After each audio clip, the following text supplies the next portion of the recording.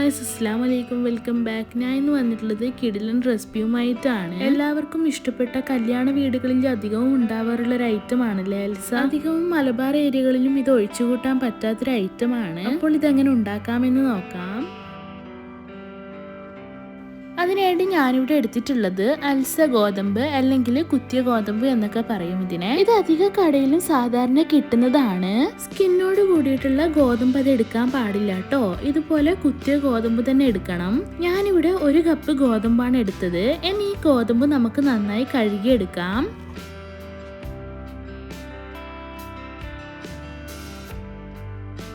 അപ്പോൾ ഇതാ ഞാൻ കഴുകിയെടുത്തിട്ടുണ്ട്. ഇനി നമുക്കിതൊന്ന് സോക്ക് ചെയ്യാൻ വേണ്ടി വെക്കണം. കുറഞ്ഞത് ഒരു 5 മണിക്കൂറെങ്കിലും വെക്കണം കേട്ടോ. ഞാനിവിടെ രാത്രിയാണ് കേട്ടോ കുതിർത്തി വെച്ചത്. പിറ്റേന്ന് രാവിലെ ഉണ്ടാക്കാൻ വേണ്ടി ഞാൻ തലേന്ന് തന്നെ കുതിർത്തി വെച്ചിട്ടുണ്ട്. അങ്ങനെ ആകുമ്പോൾ നമുക്ക് പെട്ടെന്ന് തന്നെ വെന്ത് കിട്ടും. പിന്നെ കഴുകി തന്നെ സോക്ക് ചെയ്യണം, കാരണം ഈ വെള്ളത്തിൽ തന്നെയാണ് ഈ ഗോതമ്പ് വേവിച്ചെടുക്കേണ്ടത്.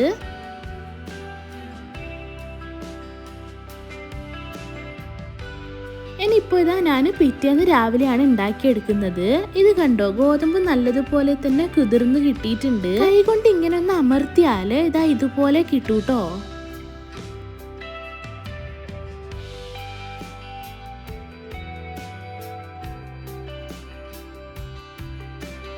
ഇനി നമുക്കിത് കുക്കറിൽ ഇട്ട് കൊടുക്കാം. കുക്കറിലാകുമ്പോൾ നമുക്ക് പെട്ടെന്ന് തന്നെ റെഡിയാക്കി എടുക്കാം. അതിനു വേണ്ടിയാണ് കുക്കറിലാക്കി എടുക്കുന്നത്. ഇനി നമുക്ക് ഇതിലേക്ക് ഇട്ട് കൊടുക്കേണ്ടത് സവാളയാണ്.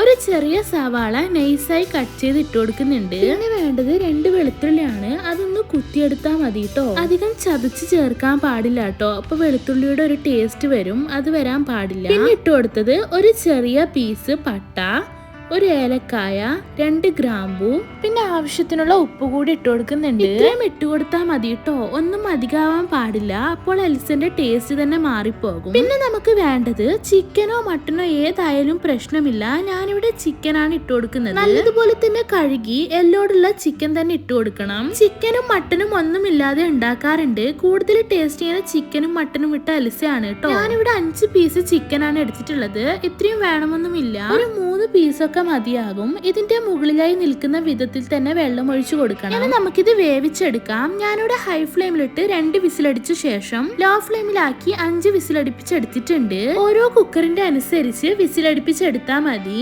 ഇനിയിപ്പോ കുക്കറിന്റെ എയർ പോയ ശേഷം തുറന്നു നോക്കാം. നല്ലതുപോലെ തന്നെ വെന്തിട്ടിട്ടുണ്ട്. ഇനി നമുക്കിത് നന്നായി ഒന്ന് ഇളക്കി കൊടുക്കാം. ഇതിലെ ചിക്കൻ ഒക്കെ എല്ലിൽ നിന്ന് ഊരി വരാൻ വേണ്ടിയിട്ടാണ് കേട്ടോ. ഇളക്കി കൊടുക്കുമ്പോൾ തന്നെ എല്ല് വേറെ കിട്ടും. ഇനി ഒരു മിക്സിയുടെ ജാറിലേക്ക് ഇതിന്റെ നേരെ പകുതി ഒഴിച്ചു കൊടുക്കാം. ഇതില് ചിക്കന്റെ എല്ല്, പട്ട, ഗ്രാമ്പു ഇതൊന്നും ഇല്ലാതെ തന്നെ മിക്സിയിൽ ഒഴിച്ചു കൊടുക്കണം. കഴിയുന്നതും എല്ല് മാറ്റിയതിനു ശേഷം മിക്സിയിൽ ഒഴിച്ചു കൊടുത്താൽ മതി. മിക്സിയിൽ ഒഴിച്ചു കൊടുക്കുന്നതിന്റെ ഇടയിൽ തന്നെ ഞാൻ ചിക്കന്റെ എല്ലും ഗ്രാമ്പു, പട്ട, ഏലക്ക എല്ലാം മാറ്റിയെടുക്കുന്നുണ്ട്.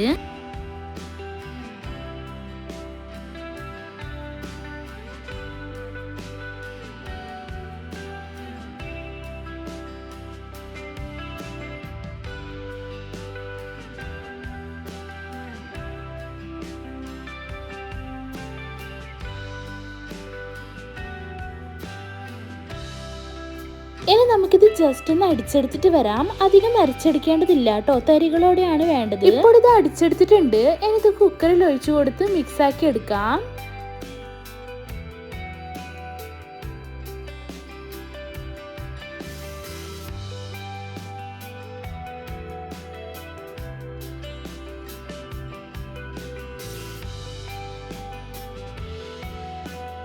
ഇനി നമുക്ക് ഇതിലേക്ക് തേങ്ങാപ്പാലാണ് ഒഴിച്ചു കൊടുക്കേണ്ടത്. ഞാനിവിടെ 1 കപ്പ് നല്ല കട്ടിയുള്ള തേങ്ങാപ്പാലാണ് ഒഴിച്ചു കൊടുത്തത്. ഇനി നമുക്ക് ഇതെല്ലാം കൂടി ഒന്ന് ഇളക്കി കൊടുത്ത് തിളപ്പിച്ചെടുക്കാം. അടിക്ക് പിടിക്കാതെ നോക്കണം കേട്ടോ, ഇളക്കി കൊടുത്തോണ്ടേ ഇരിക്കണം.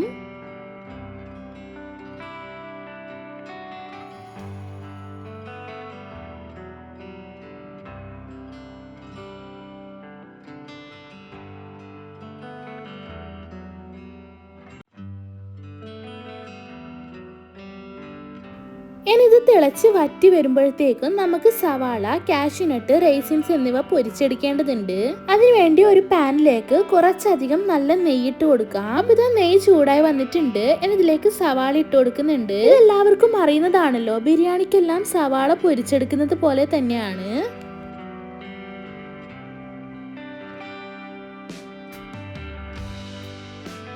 സവാള ഫ്രൈ ആയി വരുമ്പോൾ ഇതിലേക്ക് ഉണക്കമുന്തിരി, അണ്ടിപ്പരിപ്പ് എന്നിവ ഇട്ട് ഫ്രൈ ആക്കി എടുക്കുന്നുണ്ട്.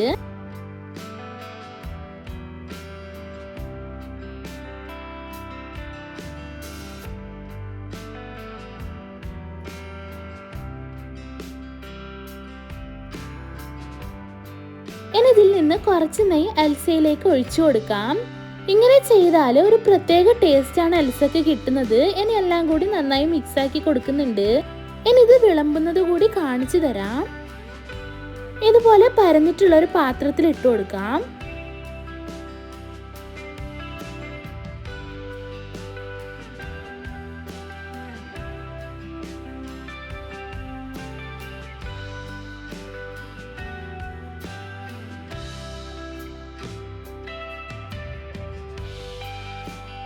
ശേഷം അതിന്റെ മുകളിലായിട്ട് ഫ്രൈ ചെയ്ത സവാള, കാഷ്യൂനട്ട്, റേസിൻസ് എന്നിവ ഇട്ട് കൊടുക്കാം. നെയ്യോട് കൂടി തന്നെ ഇട്ട് കൊടുക്കണം.